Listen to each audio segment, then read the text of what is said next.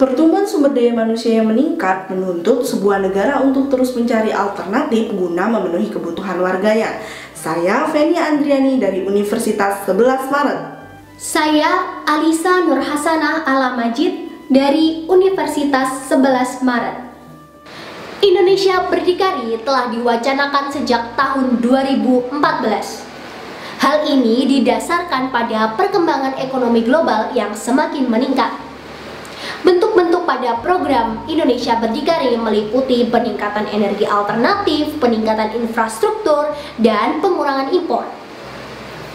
Apabila program Indonesia Berdikari dapat dilaksanakan secara berhasil dan sukses, Indonesia dapat mengurangi beban hutangnya, mengelola sumber daya alam secara maksimal, dan yang paling penting adalah meningkatkan kualitas taraf hidup masyarakat Indonesia.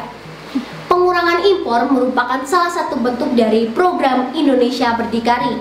Menurut laman kemenperin.go.id, impor Indonesia sebesar 13,81% berada pada komoditi migas.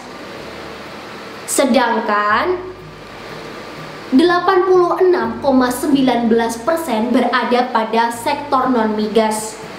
Sektor industri memiliki porsi yang paling banyak pada sektor non-migas, yaitu sebesar 92,58%, sedangkan 7,42% merupakan sektor lainnya. Sektor industri tersebut berupa industri bahan kimia, industri mesin, industri elektronik, industri logam, dan industri makanan. Pada sektor industri makanan, impor gula di Indonesia telah mencapai 1,4 hingga 1,9 US dollar sejak tahun 2012 hingga tahun 2016. Selain itu, Kementerian Dalam Negeri Republik Indonesia telah menerbitkan surat izin impor gula sebesar 438.000 ton atas permintaan BKP atau Badan Ketahanan Pangan sebesar 130.000 ton dan Bulog sebesar 200.000 ton. Porang adalah salah satu sumber komoditi ekspor terbesar Indonesia. Berdasarkan laman kompas.com, pada tahun 2018, ekspor porang Indonesia mencapai 11.000 ton. Dan pada tahun 2019, di pertengahan bulan November, ekspor porang Indonesia mencapai 504 ton dengan keuntungan sebesar 11,2 miliar.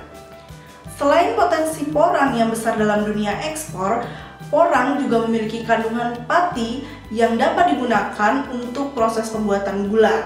Pati dapat dipecah melalui proses likuifikasi yang selanjutnya dilakukan proses sakrifikasi hingga akhirnya terbentuk gula rafinasi.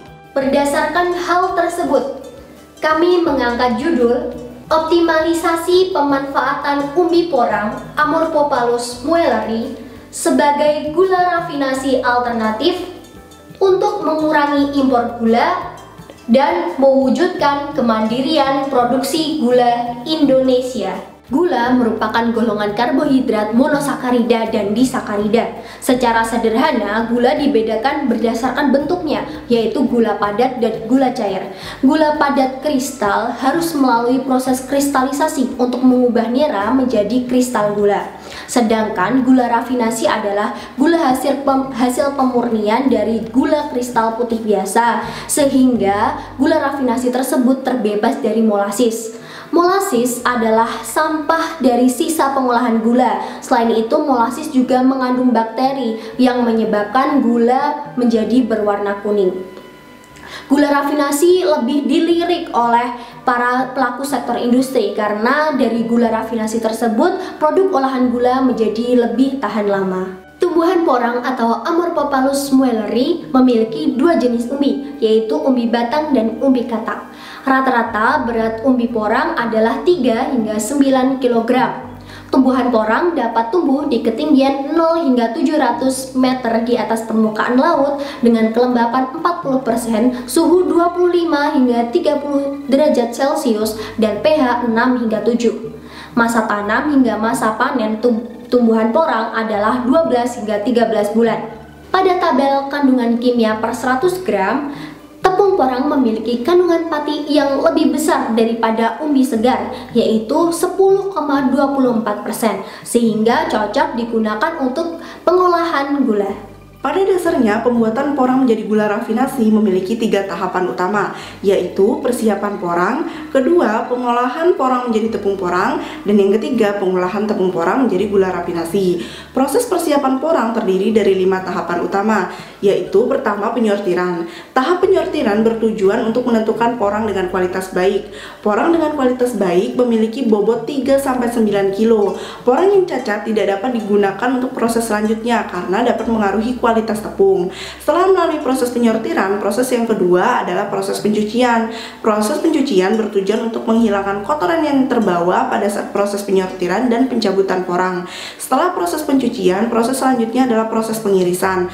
Proses pengirisan merupakan proses yang berupaya untuk menghilangkan kadar kalsium oksalat pada porang serta mempermudah proses penggilingan. Setelah melalui proses pengirisan, selanjutnya proses penggilingan. Proses penggilingan merupakan proses yang sangat penting karena merupakan proses utama untuk menghilangkan kadar kalsium oksalat pada porang. Menurut Farida tahun 2012, proses penggilingan harus menggunakan kecepatan tertentu untuk menghilangkan kadar kalsium oksalat pada porang.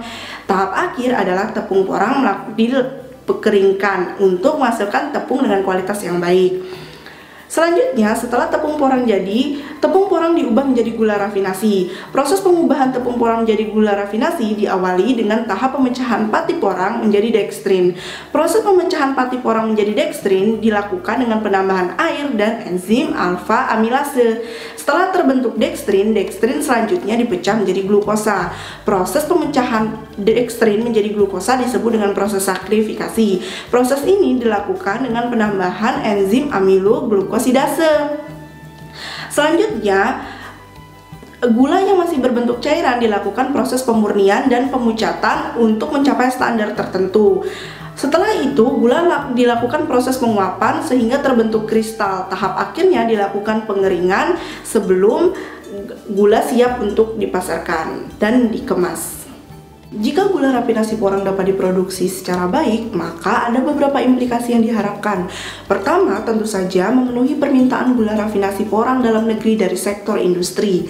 Dengan terpenuhinya permintaan gula rafinasi porang dalam negeri dari sektor industri, Indonesia dapat mengurangi impor gula dan secara jangka panjang dapat mengontrol harga gula di pasaran karena terjadi pemetaan terhadap tujuan penggunaan gula pada sektor industri dan gula pada rumah tangga.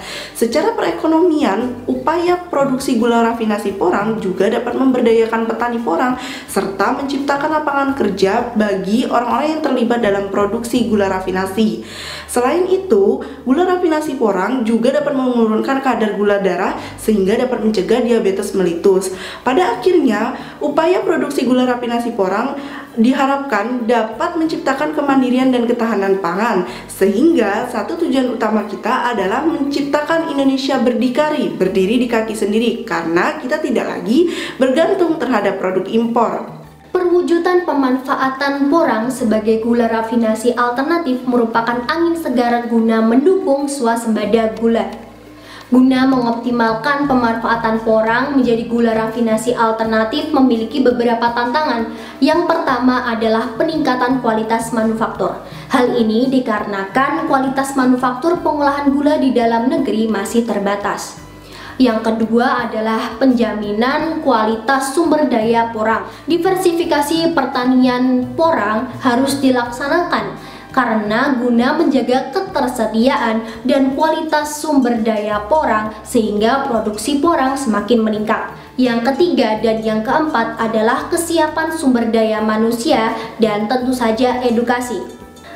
Pengenalan pemanfaatan tepung porang sebagai gula rafinasi alternatif perlu dikenalkan pada para pelaku sektor industri. Selain itu, kerjasama antara petani tebu, petani porang, pemerintah, dan masyarakat sangat berperan penting. Hal ini guna mendukung Indonesia menjadi negara berdikari dalam swasembada gula, sehingga Indonesia tidak bergantung pada siapapun dan dapat memanfaatkan sumber daya alam semaksimal mungkin untuk kemakmuran rakyat Indonesia.